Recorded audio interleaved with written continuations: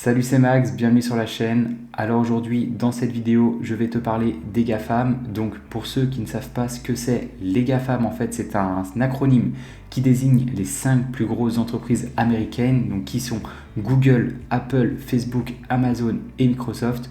Donc tu l'as peut-être remarqué, mais ces 5 entreprises, eh bien, elles ont eu un parcours boursier exceptionnel.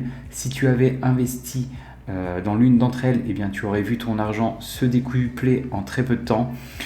Donc on va regarder ensemble si ces 5 entreprises sont de bonne qualité au travers de différentes métriques, donc qui vont être principalement leur taux d'endettement, leur rentabilité, leur croissance, que ce soit du chiffre d'affaires, du résultat net ou du free cash flow, mais aussi leur nombre d'actions en circulation. Et en fin de vidéo, j'essaierai de te donner mon avis sur ces entreprises et si je devais en choisir qu'une, laquelle je choisirais. Donc, c'est parti. Alors, on va commencer avec l'entreprise Google. Donc, comme on peut le voir ici, l'entreprise est faiblement endettée puisqu'elle a ici un endettement long terme qu'elle peut rembourser en moins d'1 an de free cash flow. Pour rappel, nous, ce qu'on souhaite, c'est que l'endettement puisse être remboursé en au maximum 5 années. Ensuite, regardez juste ici des indicateurs de rentabilité. Regardez surtout le retour sur les capitaux investis au cours des 5 dernières années qui est de 15%. Nous, ce qu'on va rechercher, c'est au minimum du 12%. Donc c'est exceptionnel. Des marges ici nettes aux alentours des 24%, c'est nickel. Toujours une croissance de son chiffre d'affaires.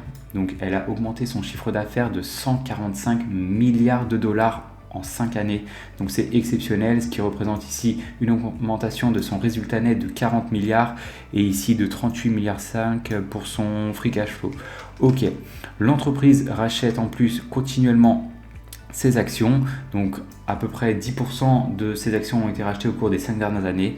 Donc comme on peut le voir ici, c'est une entreprise qui coche l'intégralité des métriques que l'on souhaite voir, donc c'est clairement un gros check.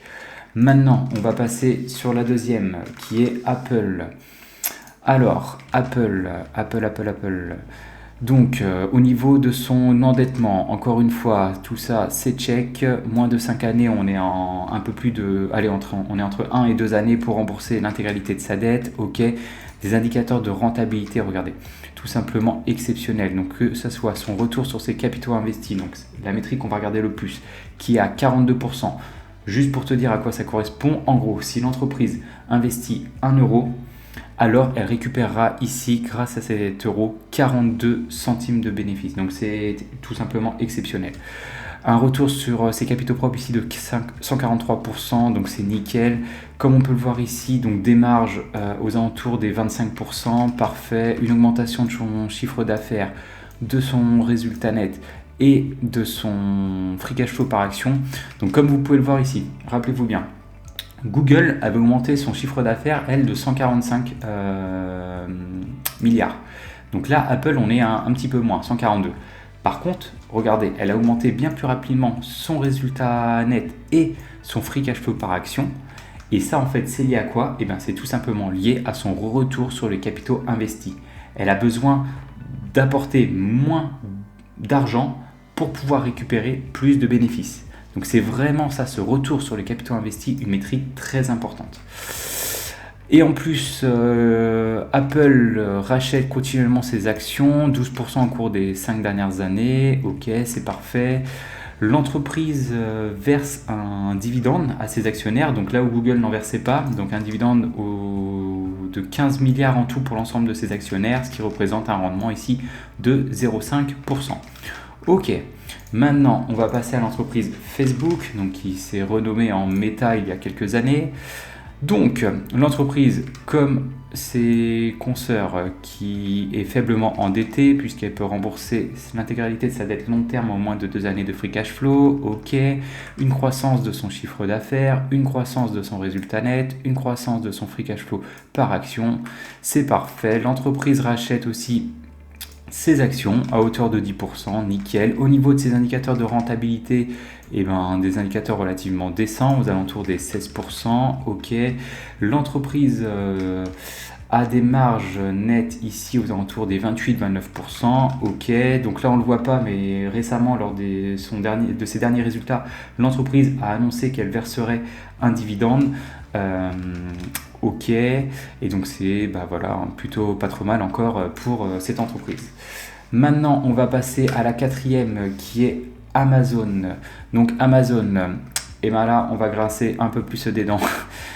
Comme on peut le voir ici, donc la dette long terme de l'entreprise qui n'est pas du tout maîtrisée. Pour rappel, nous, ce que l'on souhaite, c'est au maximum 5 années de free cash flow. Là, il en faudrait 16, donc ce qui est relativement conséquent. On ne peut pas dire que c'est maîtrisé à ce niveau pour l'instant. Des indicateurs de rentabilité ici très faibles. Rappelez-vous, nous, on recherche vraiment au minimum du 12%. Là, on est à peine du 8%. Ok. Par contre, il y a toujours une croissance de son chiffre d'affaires, de son résultat net et de son free cash flow par action. Ok. Des marges. Alors honnêtement, Peanuts, on est à entre 4 et 5%, donc c'est quasiment que dalle. L'entreprise ne verse pas de dividendes. Ok. Et elle dilue légèrement ses actionnaires, donc pas forcément beaucoup, mais au cours des 5 dernières années, ce qui correspond à une dilution de 4%. Ok. Maintenant, on va terminer avec la dernière qui est Microsoft. Donc Microsoft, comme on peut le voir ici, une dette maîtrisée en 2 années, c'est nickel. Une croissance de son chiffre d'affaires, de son résultat net et de son free cash flow par action. Ok, parfait. L'entreprise rachète ses actions un tout petit peu, aux alentours des 2-3% au cours des 5 dernières années. Ok, des retours sur ses capitaux investis conséquents, entre 18 et 21%. Ok, des marges comme on les aime, à 34-35%, et l'entreprise verse un dividende total à ses actionnaires de quasiment 20 milliards de dollars, ce qui correspond à un rendement de 0,66% à son cours actuel. Ok, donc pour résumer, comme on peut le voir ici, sur les 5 entreprises qui composent les GAFAM, on va dire qu'il y en a 4 qui vont vraiment se démarquer actuellement. Ces 4 entreprises sont Google, Apple, Meta et Microsoft. Pour l'instant, je trouve qu'au niveau d'Amazon, c'est pas que c'est une entreprise mauvaise, c'est juste qu'elle est actuellement en pleine croissance, elle investit énormément, donc je pense que cette entreprise sera très profitable dans les années futures, mais actuellement on ne peut pas dire que c'est le cas. Moi, je veux voir toujours au niveau d'Amazon une croissance de son chiffre d'affaires, résultat net et son free cash flow, et que petit à petit, en fait, elle augmente à la fois ses marges et son retour sur ses capitaux investis. Et au fur et à mesure qu'elle augmentera son free cash flow, elle pourra le réutiliser pour à la fois rembourser sa dette qui est relativement conséquente et racheter aussi ses actions lorsque le prix sera adéquat. Maintenant, donc pour les 4 autres entreprises qui restent, Google, Apple, Meta ou Microsoft, là honnêtement c'est très compliqué de faire un choix. Honnêtement, c'est 4 entreprises que j'apprécie énormément. Si maintenant je devais vraiment en choisir plus qu'une, eh bien honnêtement, allez, je pense que je partirais probablement sur Google. Pourquoi Google? Tout simplement, en fait, Google est utilisé par un très grand nombre d'utilisateurs.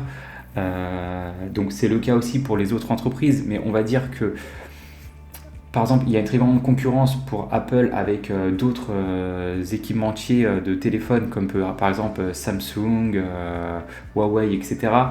Là où Google est en fait un monopole, en fait, que ce soit sur son moteur de recherche, donc Google que vous utilisez pour faire vos recherches internet, mais aussi sur tout ce qui est vidéo, puisque Google possède aussi YouTube.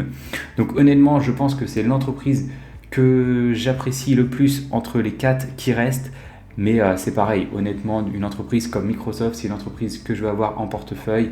Meta, c'est pareil. Bon, pour le coup, Meta, je la possède déjà. Et Apple, c'est tout aussi le cas. Je ne souhaite pas obtenir de l'argent de la part de ces entreprises actuellement. Donc si on regarde pour l'instant, que ce soit Apple, Meta ou Microsoft, ces 3 entreprises versent actuellement un dividende. Sauf qu'il faut savoir que le dividende, ce n'est pas la meilleure façon de récompenser les actionnaires. Pourquoi? Le fait d'être actionnaire déjà de la société. La société va payer ce qu'on appelle un impôt sur les sociétés, donc ce qui est normal, donc elle reverse aux différents États. Ensuite, si elle vous verse un dividende, vous, en tant qu'individu, vous allez devoir une nouvelle fois repayer un impôt, ce qu'on appelle l'impôt sur le revenu. Donc pour le coup, moi, Google actuellement, c'est une entreprise qui ne verse aucun dividende, donc c'est pour ça que j'ai ma petite préférence pour celle-ci. Mais soyez-en sûrs que ce soit si vous êtes investisseur d'Apple, Meta ou Microsoft, ça se passera très bien pour vous au cours des prochaines années. Cependant, attention, comme je le dis régulièrement, un investissement, même si c'est une entreprise de bonne qualité, vous ne pouvez pas l'acheter à n'importe quel prix. Donc si vous souhaitez qu'on réalise ensemble une autre vidéo complémentaire où on regarde vraiment le prix d'achat idéal de ces 5 entreprises pour pouvoir rentrer en position et réaliser des rendements qui, au minimum, font comme un indice de référence tel que le S&P 500, eh bien, n'hésitez pas à me dire dans les commentaires. C'est pareil, si vous êtes actionnaire de ces sociétés, n'hésitez pas à me le faire savoir et dites-nous dans les commentaires laquelle de ces 5 entreprises vous préférez. C'était Maxime, j'espère que tu as apprécié cette vidéo. On se retrouve dans une prochaine. Ciao!